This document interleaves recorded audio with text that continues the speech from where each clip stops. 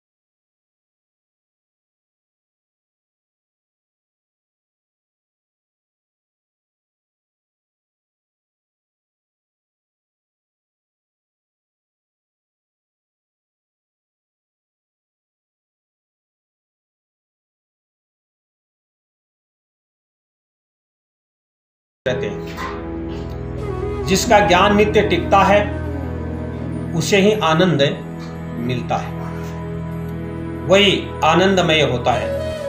जीव को यदि आनंदमय होना हो तो उसे सच्चिदानंद आश्रय होना है। अतः जीव जब तक परिपूर्ण नहीं होता तब तक उसे शांति नहीं मिलती, आनंद नहीं मिलता। संसार का प्रत्येक पदार्थ विनाशी होने के कारण परिपूर्ण नहीं है। परिणाम स्वरूप ये तो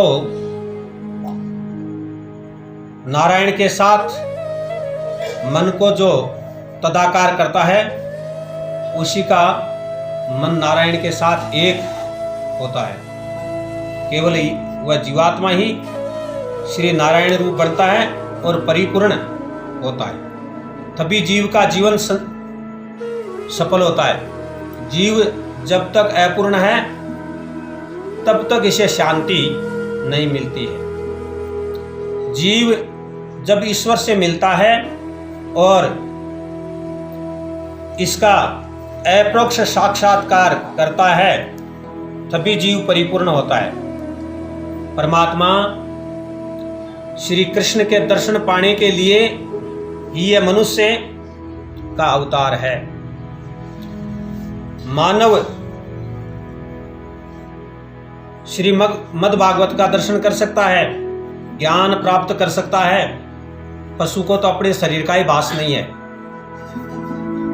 वो श्रीमद् भागवत का ज्ञान क्या प्राप्त कर ले। मनुष्य इस संसार में आकर के अपने इस देह का उद्धार कर सकता है, परम तत्व की प्राप्ति कर सकता है और मोक्ष प्राप्त कर सकता है, परमानंद की प्राप्ति कर सकता है। लेकिन पशु ही संसार के अंदर अपने देह का भी उसको भास नहीं होता, क्या वो परमात्मा की प्राप्ति कर ले। तो मनुष्य परब्रह्म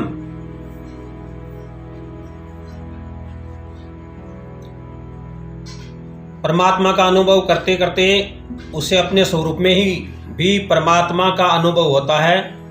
परमात्मा के परोक्ष दर्शन से कोई विशेष लाभ नहीं होता है, परंतु जीव जब परमात्मा का अपरोक्ष दर्शन करता है तभी कृतार्थ होता है। ज्ञानी पुरुषों को तो अपने स्वरूप में ही श्री भगवान दिखते हैं, वही अद्वैत है। श्री कृष्ण लीलाएं इसलिए है कि इन लीलाओं का चिंतन करती गोपियां भी भगवान की प्राप्ति कर ली, परम पद की प्राप्ति कर ली और मन में विचार करने लगी मैं ही कृष्ण हूं। तो ईश्वर अंश जीव अविनाशी, चेतन अमल सहज सुख राशि, सो माया बस भयों गोसाई, बंद्यो कीर मरकट की नाई। मरकट नाम बांद्रा को है, कीर नाम तोता को है। तो डाली के ऊपर बैठ जाए है और आपको पैर उठाने की कोशिश करे, तोता का नाखून बढ़ा हुआ है, डाली से पैर है जो छूटे को नहीं। तो बार बार प्रयास करे, मन में विचार पैदा करे, अपन नलनी यानी डाली पकड़ लियो, पेड़ की डाली तोता ने पकड़े को नहीं। तोता ने उस चीज का ज्ञान नहीं है। तोता अपने आप महसूस कर रहा है कि मेरे को कोई किसने पकड़ लिया। और बंदर जो है पेड़ के ऊपर बैठे हुए है, मदारी आवे और पेड़ के नीचे तना के मायने एक झजरी सकड़ी मुंह है कि हांडी भी के मायने चना डाल करके और बिन एकदम नाप को कड्डो बना और बिन बूर देवे। बंदर नीचे उतर करके भी हांडी के मायने आपको हाथ लगावे, हाथ गालेजना सीधा हुआ है और चना की मुट्ठी भर लेवे, जना हाथ बाहर निकले को नहीं, मुट्ठी बीच जाए। मदारी आवे